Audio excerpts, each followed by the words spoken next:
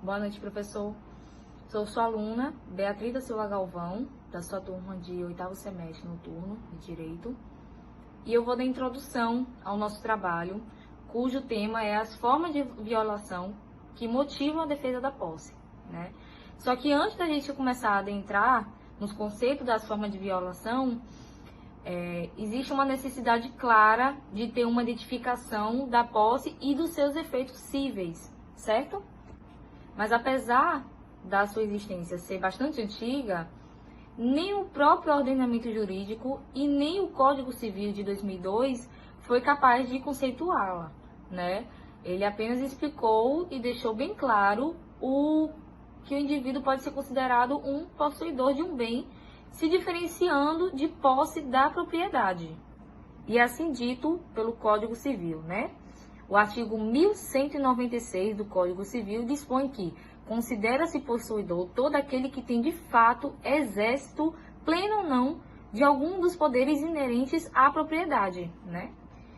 Mas havendo, por bem, o direito de prever a existência do instituto de posse, é natural também que a lei confira os direitos do possuidor de um bem, que o direito possa defender a sua posse. Mas aí fica o questionamento: quais são as formas de violação que motivam essa defesa da posse? Bom, o artigo 1210 do Código Civil, ele nos traz uma resposta para este questionamento, né? O possuidor tem direito de ser mantido na posse em caso de conturbação, restituído num esbulho e segurando a violência eminente, se tiver justo receio de ser molestado. Então, tratando especificamente de cada uma dessas três formas, podemos definir que a turbação ela é gerada por atos abusivos de terceiro que buscam afrontar os direitos do possuidor, né? Incomodando ou restringindo o exercício da sua posse. Bom, e o que é uma turbação? Turbação é ligada à palavra perturbação, certo? Então, pelo fato de alguém ter o seu poder de possuidor perturbado, entra nessa configuração. E nesta modalidade, não há intenção de causar um efeito de perda de posse de alguém, como, por exemplo, de um indivíduo que seja comumente entre um pátio da fazenda de outra pessoa ou um vizinho que muda acerca de outro lugar.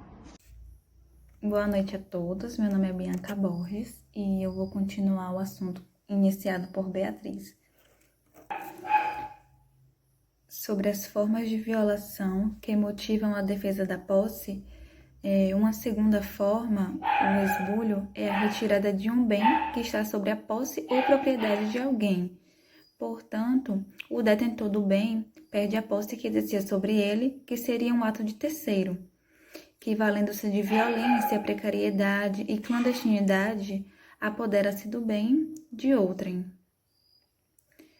Diferenciando-se da turbação, principalmente nesse ponto, enquanto a turbação, a posse, é apenas ameaçada, no esbulho ela é retirada do seu possuidor legítimo e é notado que não necessariamente a utilização se dá no esbulho, sendo que o autor da ofensa pode se valer da confiança do ofendido e de forma precária reter a posse do bem, no caso do indivíduo que deixa de devolver coisa ao seu legítimo proprietário.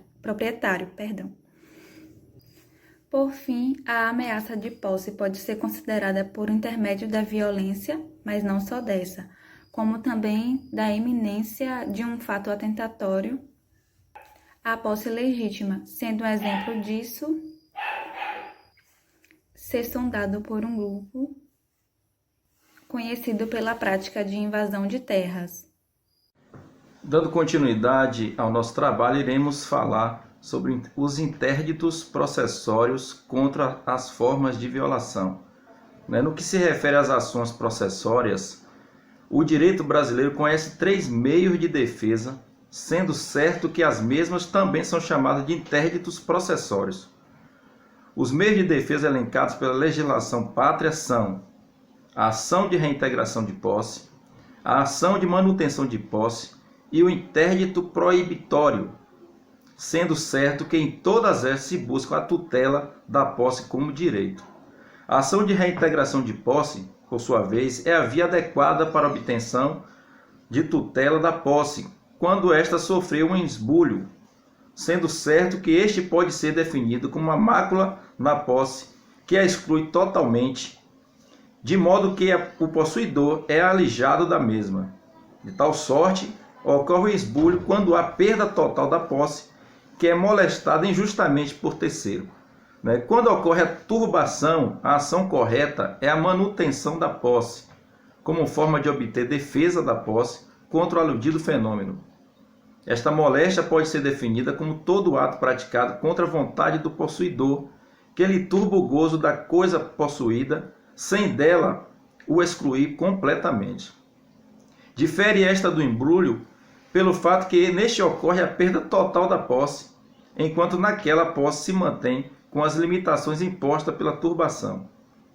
Por fim, é adequada a utilização do interdito proibitório quando ainda não ocorreu a moléstia da posse do possuidor, existindo apenas uma ameaça de esbulho ou turbação.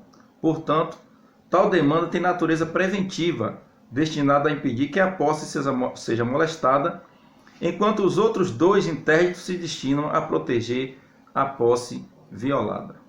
Boa noite, me chamo Caio e, dando continuidade à apresentação da minha equipe, queria falar um pouquinho sobre os interditos possessórios contra as formas de violação, Assim, de antemão, queria explanar um pouquinho o artigo 561 do CPC, que diz o seguinte: incumbe ao autor provar a sua posse, a turbação ou o esbulho praticado pelo réu, a data da turbação ou do esbulho, e, por fim, a continuação da posse, embora turbada, na ação de manutenção ou a perda da posse, na ação de reintegração.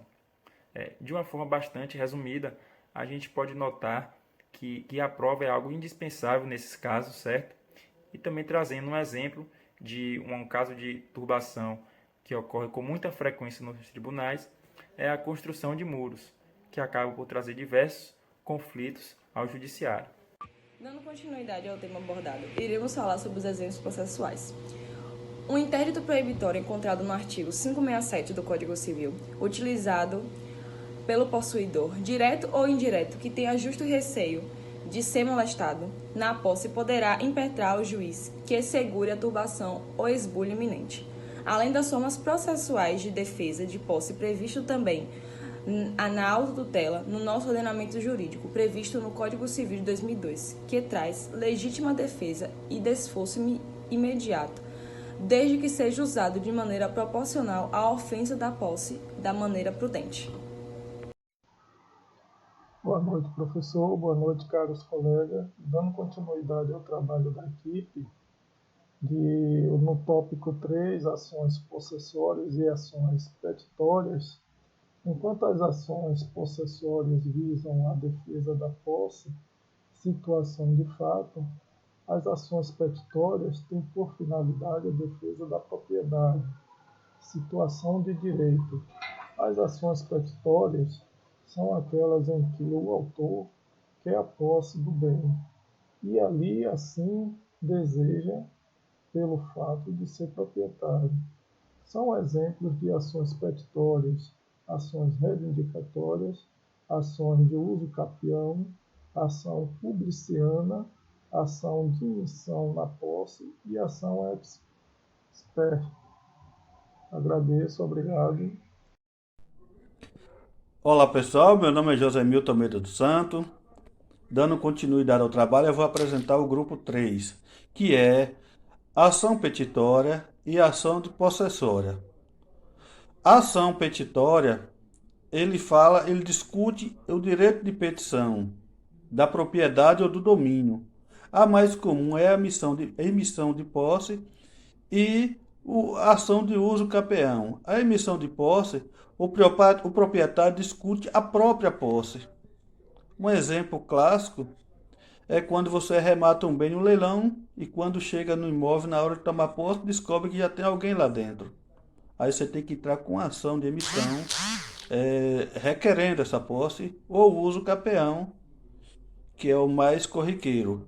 E tem ações de possessória, discute a própria posse, que é a reintegração, discute a interdita proibitório e discute a manutenção da posse. A interdita proibitória é uma ameaça da perda. Se você percebe que existe uma ameaça de você perder essa posse, você entra com ação já se prevenindo. A manutenção da posse, você já perdeu parte dela. Você está discutindo apenas que seja devolvida essa parte que você perdeu. E quando se fala de reintegração, você já perdeu a posse total. Você está discutindo para que seja reintegrado tudo aquilo que você perdeu. Bom, boa noite, professor. Boa noite, caros colegas. Passando já para pedir desculpa pelos problemas técnicos que impossibilitaram a gravação da imagem. Bom, para finalizar, e aqui abordando as considerações finais do grupo acerca do tema, há de se concluir que o estudo da posse nos direitos reais é de grande importância, não só no tocante à prova da ordem, mas também no que se refere à vida prática, né?